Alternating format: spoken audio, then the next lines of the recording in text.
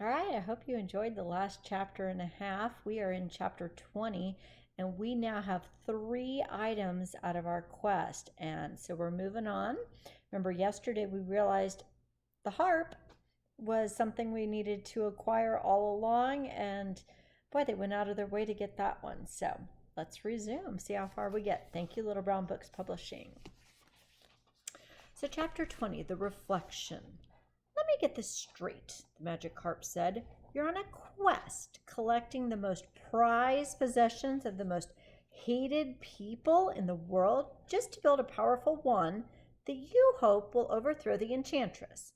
And I happen to be one of those possessions? Does sound crazy, doesn't it? Connor just shrugged. Well, that's right, he said, although it sounds lame when you say it like that. It took Jack, Froggy, and Connor to move the harp of solid gold into the lower deck of the Granny. But once they got her there, the men and the women of the ship surrounded her and told her all about their mission and her newly discovered relevance to it. But I don't understand. How am I supposed to be part of that wand? The harp asked and gestured to the ice scepter Goldilocks had been showing her moments before. Froggy had to agree. I don't see how you fit into this either. You're awfully big to be part of a wand. Haven't we all been kind of thinking that? Okay, but it is magic. So Froggy had to agree. You're awfully big. I beg your pardon, the harp snapped at him. My apologies, Froggy said. I just meant everything else has been small material items. We've yet to have, well, whatever it is that you are. Whatever it is that I am, the harp said. That's rich coming from a giant frog man. Point well taken. Froggy took a step back and bowed out of the conversation completely. So what if we cut off one of her fingers or something? Connor suggested. What? Harp yelled. Connor, that's so barbaric, Alex said, and she hit him in the shoulder. Why would you even mention something like that? It was only an idea, he said. But what would happen if she came in contact with the wand? Goldilocks asked. Do you think she'll shrink? Will the wand blend her somehow? Would she die? The harp went berserk and desperately tried to jump out of the ship, but she was too heavy to lift herself. Harper, calm down, Jack said to the overly excited instrument. No one is going to harm you. But I'm still your prisoner, aren't I? The harp said. The strings on her back played the opening chords to a very dramatic ballad.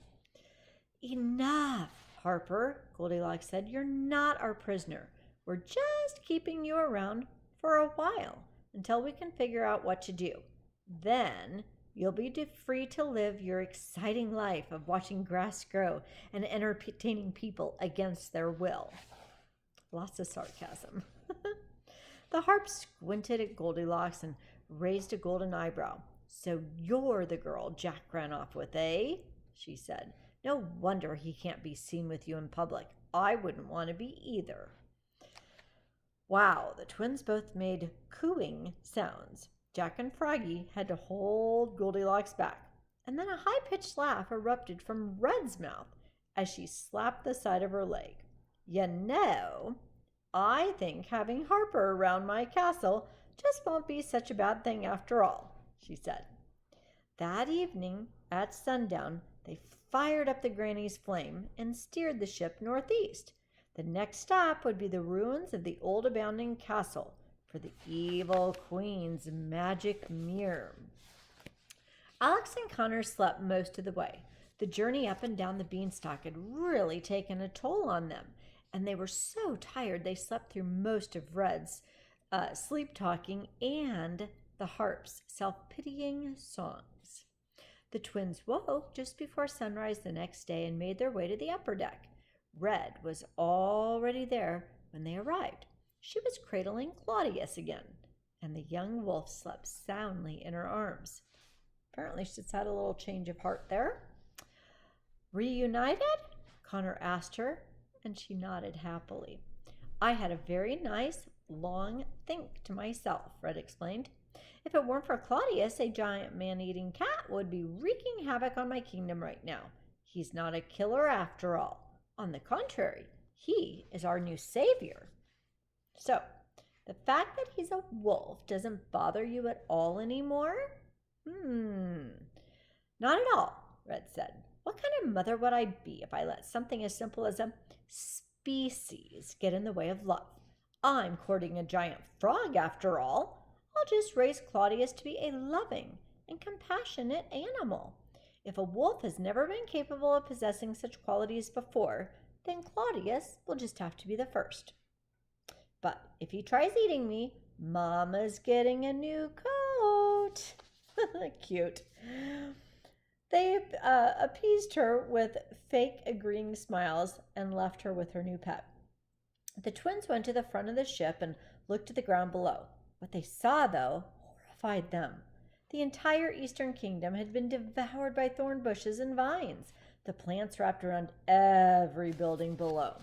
Even though they had been told about it countless times, Alex and Connor could never have imagined what they were seeing. It's just like the fox said in the dwarf forest, Alex said. The entire kingdom is covered. Well, I don't think I realized just how powerful the enchantress was. Until now, Connor said with a gulp. Seeing this really raises the stakes, doesn't it? Well, the thorn bushes and vines began to thin out the farther northeast the Granny traveled. The overgrown terrain was replaced with the dry, deserted land the region was known for, and soon the ruins of the old abandoned castle could be seen in the distance. What had once been a very impressive structure was just a massive pile of stone bricks and pieces of wood now. Jack, Goldilocks, and Froggy, and Red, joined the twins at the front of the ship and shivered. It was like seeing the remains of a large monster they had killed. But instead of carcass, they felt as if they were nearing its sleeping body. Something about the castle still seemed very much alive.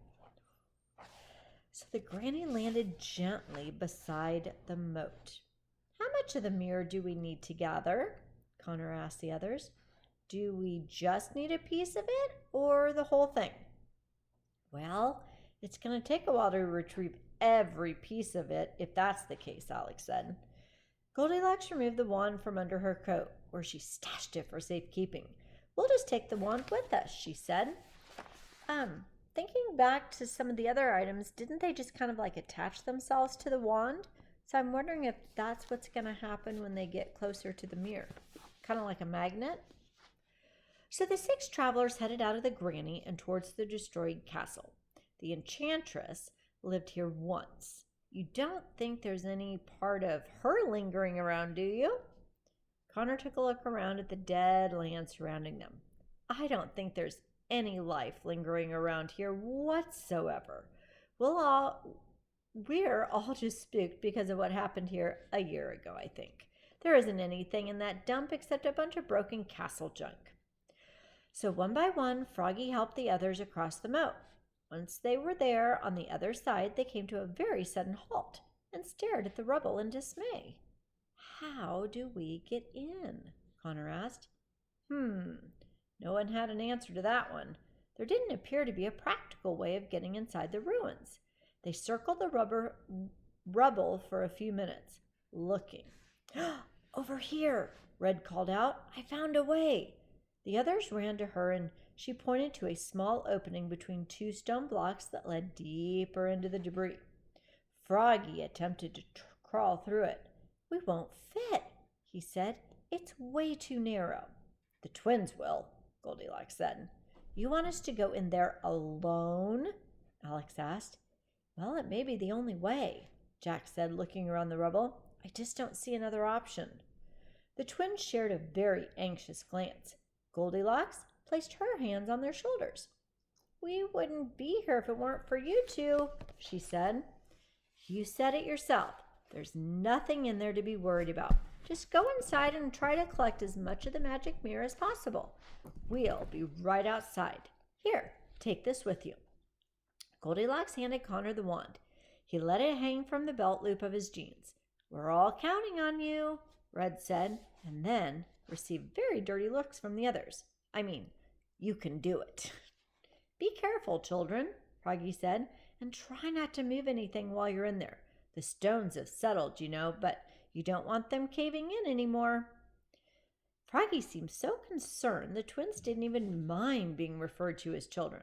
Alex and Connor stepped up to the opening and gently squeezed through the stones, scraping their sides as they went. Inside, it was like an obstacle course made out of debris.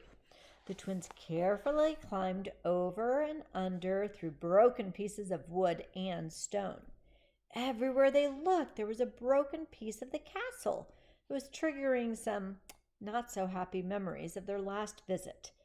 A wooden beam, a cell door, a stair railing, occasionally a smashed chair or two. They climbed farther into the endless wreckage and soon entered a large clearing. They assumed they had reached what used to be the castle's great hall, the place they had seen the magic mirror shattered. Well, that'd be too easy, wouldn't it?